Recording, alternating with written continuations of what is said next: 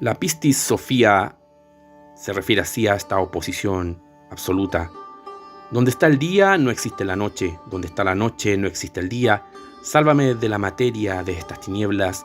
Renuncia por completo al mundo y a la materia que éste contiene.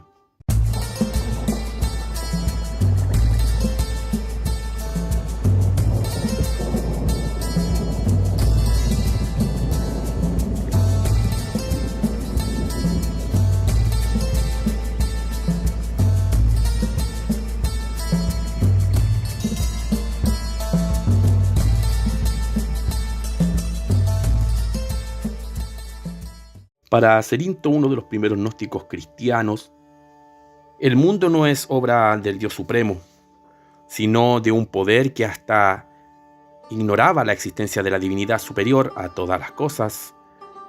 Ignoraba totalmente lo que es la causa primera. El demiurgo es presentado con frecuencia como un obrero inexperto que se esfuerza por copiar la obra del verdadero Dios.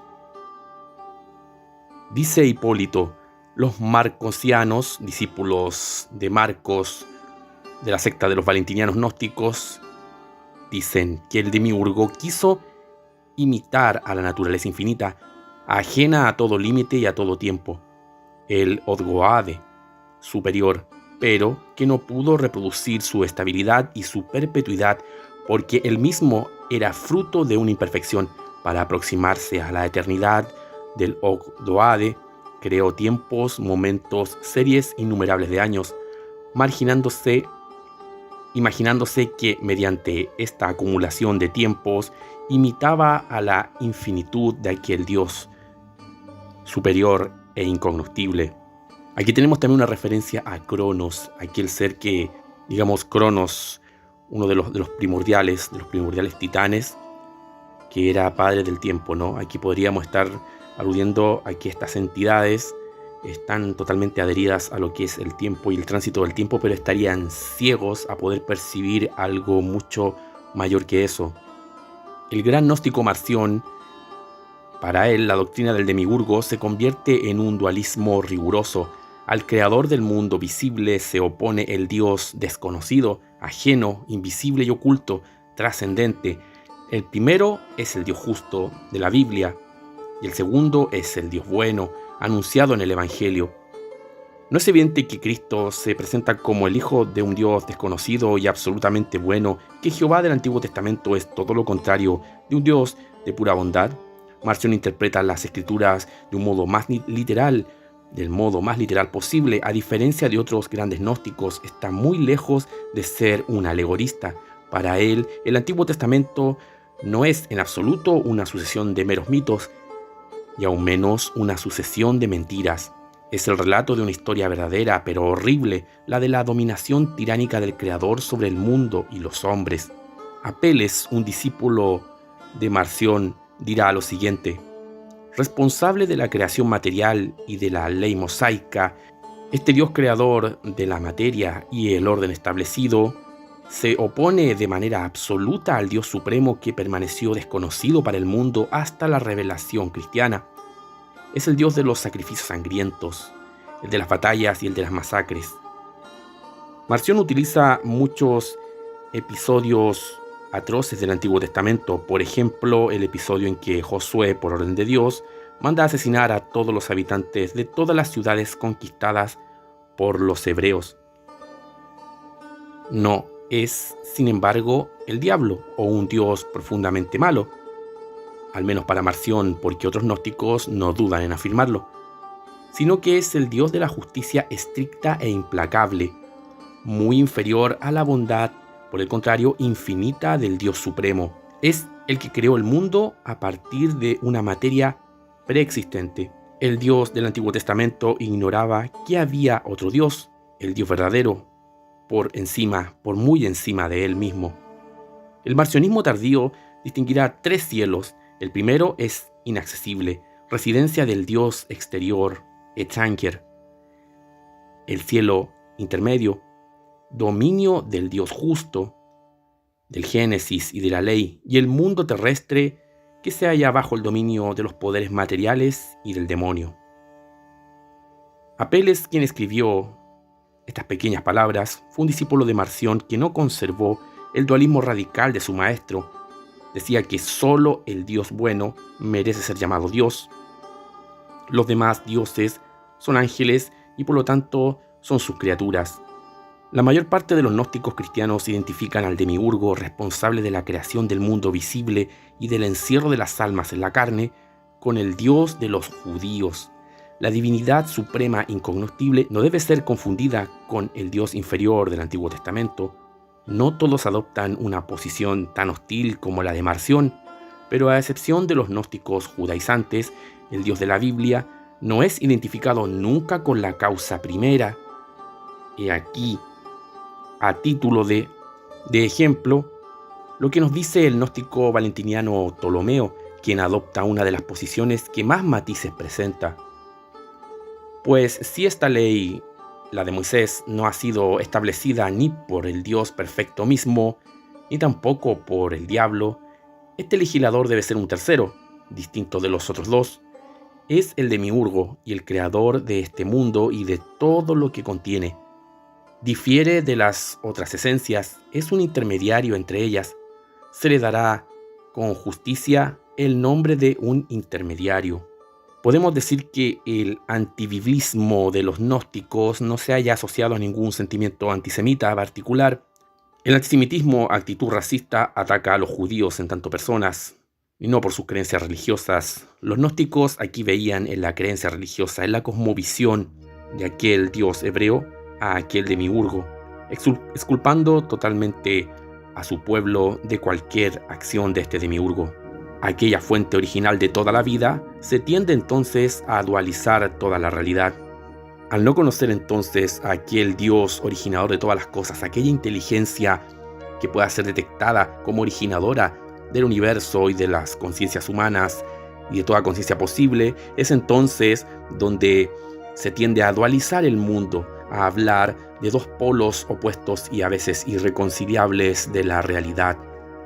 La gnosis establece una separación brutal entre dos tipos de realidades, a la realidad sensible, a la de los sentidos, que es el dominio de la decadencia. El gnóstico opone un mundo distinto, uno nuevo, uno ajeno y uno desconocido, uno invisible, opuesto a todo lo que es materia y sentidos. Todo lo opuesto a la esfera corporal, de la división, del tiempo y de la carencia y de la muerte, de la ignorancia, del mal y de las tinieblas.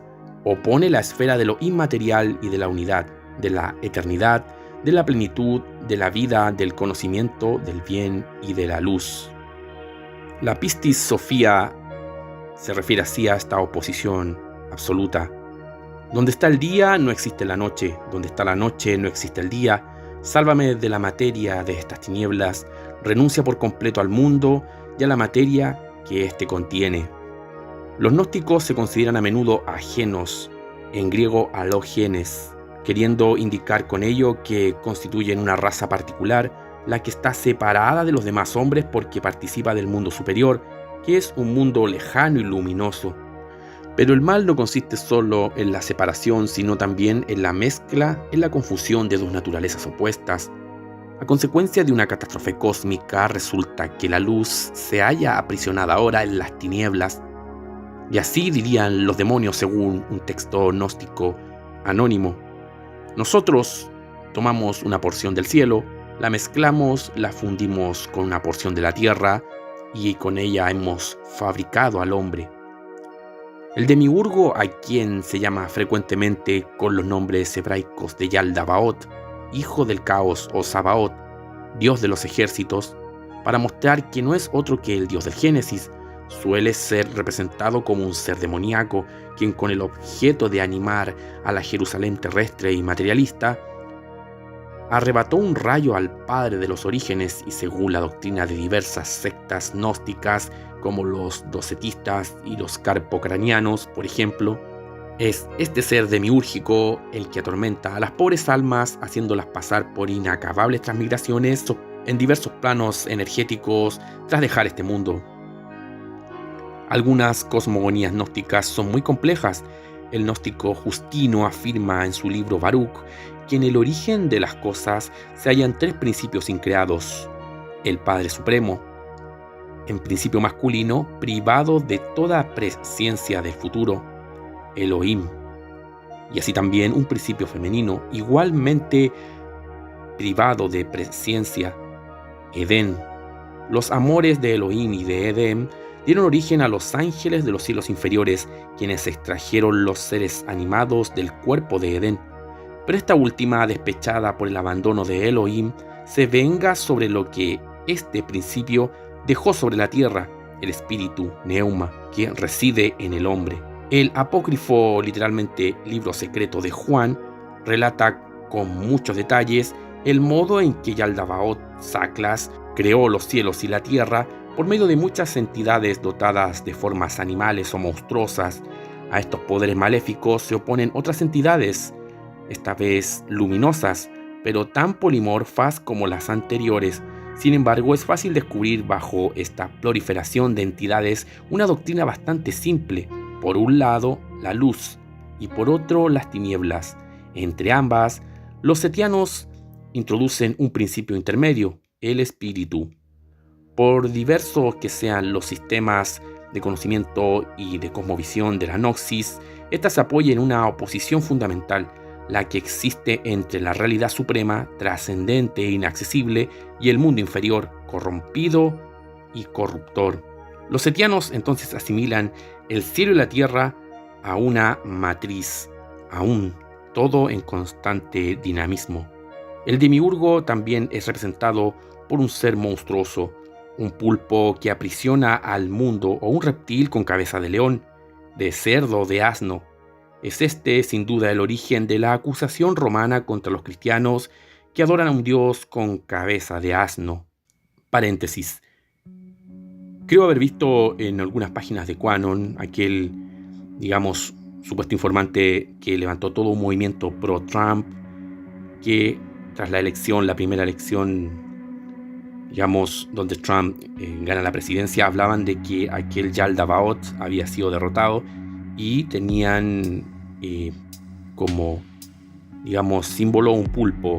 Decían que este Yaldabaoth había sido derrotado al ganar Donald Trump, y todos aquellos, cabalistas y llámese adoradores del demiurgo estaban siendo aniquilados. A mí me llamó mucho la atención cómo QAnon, este fenómeno creciente que ha generado hasta hoy una cantidad enorme de grupos, movimientos, seguidores, tiene también los principios gnósticos. También está teniendo los principios gnósticos. Está hablando de estas criaturas, de estas entidades que supuestamente fueron derrotadas al ascender Donald Trump a la presidencia hace ya algunos años atrás. Curioso. Por diversos que sean los sistemas, la Gnosis se apoya en una oposición fundamental, la que existe entre la realidad suprema, trascendente e inaccesible, y el mundo inferior, corrompido y corruptor. Es la oposición entre la luz y las tinieblas. En los sistemas gnósticos se entrecruzan, por otra parte, numerosas oposiciones: masculino-femenino, derecha e izquierda, superior e inferior, materia y espíritu, bien y mal, bondad-justicia, libertad y destino, etc. La intuición gnóstica original es la oposición radical entre los dos mundos, el de arriba y el de abajo, totalmente separados entre sí, pero esta dualidad se traduce en la realidad por la mezcla anormal de dos naturalezas antagónicas, la luz y las tinieblas, el espíritu y la carne, de dos mundos que moran en el ser humano y que son a su vez profundamente incompatibles. Es así como algunas gnosis concluyen en un dualismo inherente al mundo. Este resultará entonces del conflicto entre dos principios opuestos de igual fuerza. El maniqueísmo constituye un típico ejemplo de esta concepción extrema. El iranío Manes, contemporáneo de Plotino, es un dualista resuelto, que no duda en conferir al príncipe de las tinieblas un poder igual al de Dios, al Dios bueno. Los textos se distinguen por su dualismo sumamente radical. Y dice Manes: quien desee entrar en la religión, escribe Manes, debe saber que los dos principios, el de la luz y el de las tinieblas, son naturalezas completamente distintas. El Paráclito viviente vino hasta mí y me habló. Me reveló el misterio secreto que estuvo oculto al mundo y a las generaciones, el misterio de la profundidad y de la altura, que me reveló el misterio de la luz y de las tinieblas, el misterio de la lucha y el misterio de la guerra de las tinieblas que las tinieblas provocaron. Me reveló cómo la luz se mezcló con las tinieblas y cómo así fue construido este mundo. Bienaventurado quien conoce los dos árboles y los separa mutuamente, y quien sabe que ellos no han nacido uno del otro, ni salido uno del otro, y que no han salido de uno solo y de un solo tronco. Existían Dios y la materia, la luz y la oscuridad, el bien y el mal, todos los cuales eran completamente contrarios entre sí, hasta el punto de que no había entre ellos comunicación alguna. En el origen había dos sustancias divididas por su propia naturaleza. La doctrina de Manes, luego sería llamado maniquea o maniqueísmo, constituye una historia grandiosa y detallada de la guerra primitiva entre la luz y las tinieblas, de la mezcla resultante y del estado final de retorno a la diferenciación primera.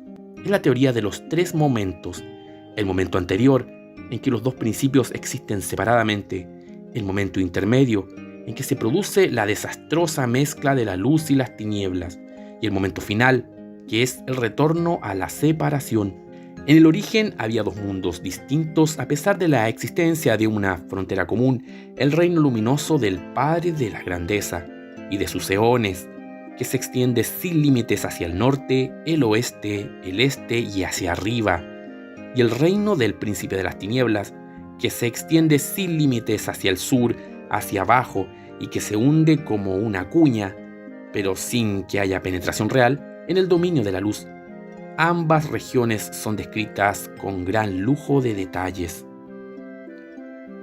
El reino de las tinieblas no solo es el de la materia, descrito por Manes como un movimiento desordenado, es un mundo singularmente concreto que incluye 5 remolinos o vórtices, 5 árboles tenebrosos, 5 elementos malévolos, 5 reyes con formas de demonios bípedos, leones, águilas, pez y dragón, 5 metales: oro, cobre, hierro, plata, estaño; 5 gustos: salado, agrio, ácido, insípido y amargo; 5 categorías de seres infernales: demonios, cuadrúpedos, pájaros, peces y reptiles. El príncipe de las tinieblas quiso conquistar el reino maravilloso de la luz, lo que originó entre los dos príncipes de la luz y la oscuridad una lucha titánica de múltiples peripecias. Nosotros no nos ocuparemos de estas últimas, que fueron admirablemente estudiadas por el historiador de las religiones Henry Charles Puech, que ocupó la cátedra del Colegio de Francia por más de 3 décadas, donde investigó e impartió todos sus conocimientos e investigaciones eruditas sobre el pensamiento helenístico tardío, las corrientes herméticas, el neoplatonismo y sobre todo el gnosticismo. Lo que debemos hacer notar es que en el maniqueísmo el demiurgo se convierte en el verdadero Dios. La arquitectura del mundo es su obra. Si bien el príncipe de las tinieblas proporcionó la materia, y el mundo material fue organizado de modo que pudiese liberar progresivamente y metódicamente la sustancia luminosa aprisionada en los cuerpos, es también, a la vez, un opositor a la luz, pero a su vez un colaborador necesario que otorga la densidad necesaria para que los cuerpos, en aquella mezcla primordial, puedan diferenciarse de dicha materia e ir descubriendo la luminosidad que los atrae desde lo alto. La sustancia luminosa aprisionada en los cuerpos, en este caso el sol y la luna, se convierten otra vez en seres venerables que desempeñan un papel particular en la liberación de las almas humanas.